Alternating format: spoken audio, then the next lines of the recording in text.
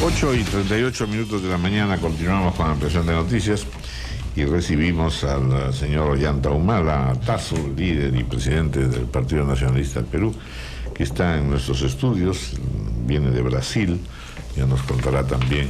No sé si ha estado en el carnaval o en otros diálogos políticos.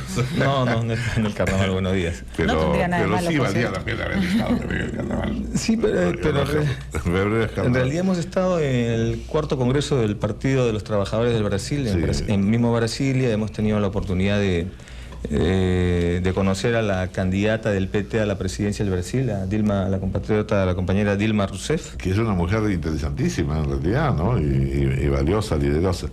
Bueno, pero vamos a empezar un poco la conversación sobre precisamente eso. Es decir, usted de alguna manera está manteniendo un perfil bajo, por lo menos en lo que ya se anuncia que va a ser una carrera electoral fuerte, con bajadas de llanta y de Ollanta. Incluso pues se habla de que hay crisis en el partido, de que como no va a haber reelección de los parlamentarios, muchos ya se quieren ir, y en general disparan contra usted y su candidatura, y esto va a cobrar, como digo, más impulso y más fuerza.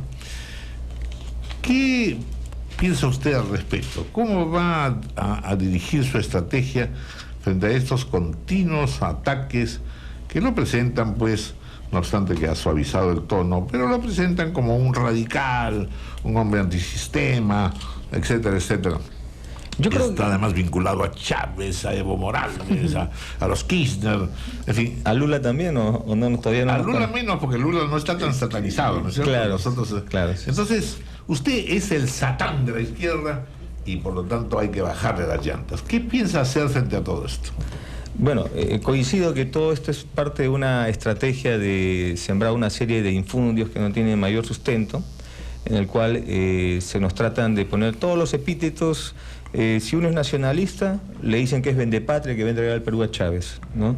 Si uno es militar y defendió el Estado de Derecho en las zonas de emergencia, le ponen a uno que es violador de derechos humanos.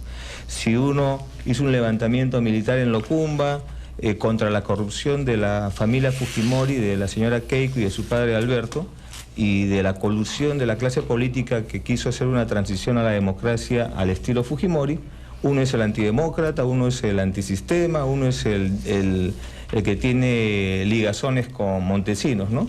Entonces, obviamente, lo que hacen los que están ahora en el poder y nuestros adversarios es tratar de ponernos etiquetas de los delitos o las faltas a la ética, a la moral, a la nación que ellos cometen. Eso ya nos tiene sin cuidado. Nuestro trabajo es viajar ahora que tengo libertad plena, porque hasta hace 4 meses estaba con libertad condicional debido a un cúmulo de procesos penales. Y ahora estoy viajando al país, conversando con la población, y ahí escuchamos sus preocupaciones, sus expectativas, etcétera, y las recogemos, y creo que ese trabajo es más importante que estar contestándole a este tipo de insultos. Y nosotros señalamos también que otra pata de la fortaleza es la construcción del partido. Por ejemplo, los periódicos vinculados al fujimorismo atacan diciendo que hay una serie de desazones, preocupaciones en la bancada, y pones el tema de la reelección cuando el Partido Nacionalista es un partido que se rige sobre la ley de partidos, en la cual se establecen los procesos internos para elecciones de funcionarios, ¿no? Un argumento que se sostiene y que usted podrá también aclararlo es: Ollanta ya fue. Ollanta fue fuerte en las elecciones anteriores, casi llega a presidente, ya no tiene la fortaleza de otrora.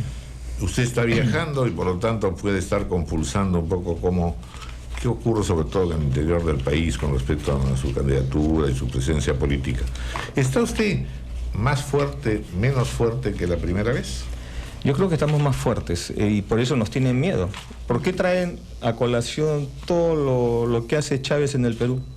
Porque justamente quieren mantener esa campaña de que Ollanta es Chávez en el Perú, ¿no?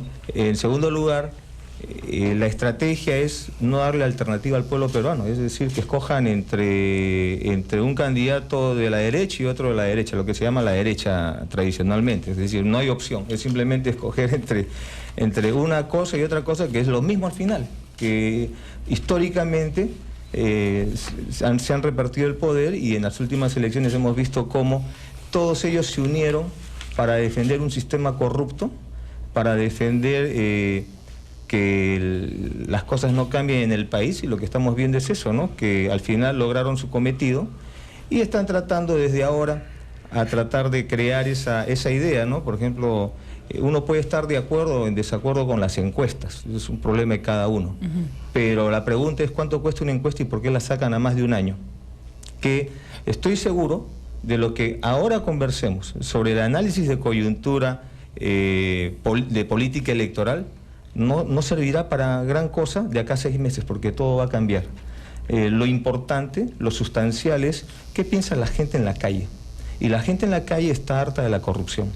La gente en la calle está harta de lo que está haciendo García, que mintió al pueblo peruano. Un ejemplo es cuando García, el año pasado me parece, fue a Puno, tuvo que regresar en helicóptero a Juliaca. No pudo ir por carretera porque en la carretera le estaban esperando a la población para encararle el cumplimiento de sus promesas. Es algo bien claro. Y eso a nosotros nos muestra la fortaleza del nacionalismo, que no se mide en estas encuestas, que obviamente tienen habría que aclarar quién las paga y cuánto cuestan. El problema creo que es que la gente no entiende muy bien de qué va el nacionalismo todavía, porque para la elección pasada usted tenía un terreno mucho más favorable. El tema de la reducción de la pobreza no había avanzado, ahora se han hecho avances importantes. La gente confía mal que bien en este modelo económico que todavía mantiene sus injusticias, pero la gente siente que vamos por buen camino, y ese es un derrotero que probablemente usted tenga que abandonar, y por eso se le ve más pegado al centro que a la izquierda. El problema es con quiénes se va a juntar. Las malas juntas de su primera elección le han traído bastantes problemas. ¿Con quién se va a aliar ahora? ¿Qué cosa es el nacionalismo y cómo se le presenta al elector esta propuesta? A ver, primero, yo creo que si algo hemos contribuido hasta el momento en la política nacional es modificar la agenda electoral de esa época. En la agenda electoral de esa época no se hablaba del tema de inclusión, no se hablaba del peligro de la invasión económica de Chile en el Perú. Era un pecado venial, un pecado el que hablaba, reclamaba algo, reivindicaba algo del Perú frente a los intereses chilenos. Antes de nuestra incursión en política, hablar de los movimientos sociales como los cocaleros, los pueblos originarios, era también políticamente no correcto. Nosotros hemos logrado modificar eso, y a tal punto que el CADE que se dio en el año, me parece, 2006, después de las elecciones, fue el tema de la inclusión. Entonces, ese es creo que un mérito innegable del nacionalismo. En segundo lugar, nosotros hemos dicho que nosotros no cuestionamos este modelo económico, y no es cierto que la gente cree en el modelo económico. Eso se verá pues en algunos lugares muy conservadores de la sociedad peruana. Pero si usted viaja al interior del país, la gente ¿qué dice? Me dicen, comandante, acá nos llenan todos los días de propaganda diciendo que el Perú avanza. Y la verdad, por acá no avanza. No sabemos por dónde estará avanzando el Perú. Bien claro, la gente lo dice, ¿no? Y la gente siente que el crecimiento económico que se ha dado en el Perú, de lo cual se ufanan los gobiernos, en este caso García, es un crecimiento de sectores, de enclaves económicos, como es la minería, como es la banca, las AFPs, etcétera, la agroexportación. Pero la población no siente, la población del interior no siente que ha crecido. Fíjese usted nada más datos históricos. Fíjese, el 60% de la población vive en la costa. ¿Por qué cree que vive en la costa? ¿Por qué la gente de la selva y la sierra se vive en la costa? ¿Porque hay crecimiento económico? ¿O porque no hay oportunidades en la sierra y en la selva, y al final la sierra y la selva sirven de despensa de la costa, ¿no? La gente se da cuenta de las injusticias. Por ejemplo, el famoso bono a la Fuerza Armada, que al final es un bono pues que atenta contra el espíritu de cuerpo, que trata de dividir a la Fuerza Armada, ¿no? Y lo sacan del mismo presupuesto de defensa y no saben de dónde van a sacarlo. Al final no saben qué partida van a quitarle dentro del sector defensa. O sea, se están burlando de un sector importante, que es el sector defensa y el sector policial. Y sin embargo, vemos ahora que los congresistas han cobrado un bono de 1.400 soles en diciembre para enfrentar la crisis, así se llama, para enfrentar la crisis internacional y asegurar una mayor liquidez en los ingresos de los trabajadores, ¿no? Entonces vemos cómo al pueblo, a los sectores como los maestros, como la clase trabajadora, como los policías de a pie, como los soldados, se les exige hace más de 20 años que se ajusten la correa, ¿no? Que coman menos. Pero los que están en el Congreso, el Ejecutivo y la planilla dorada de la administración pública, ellos no hacen ese sacrificio. Entonces, ¿cómo la gente va a pensar que este modelo sirve? La gente más bien está harta de este modelo económico. Por ejemplo, en Santa Rosa, en Lambayeque, esta caleta, ven cómo de lo que era una importante zona de pesca artesanal, lo están destruidos. No hay ni siquiera un embarcadero para sus botes, para sus chalanas.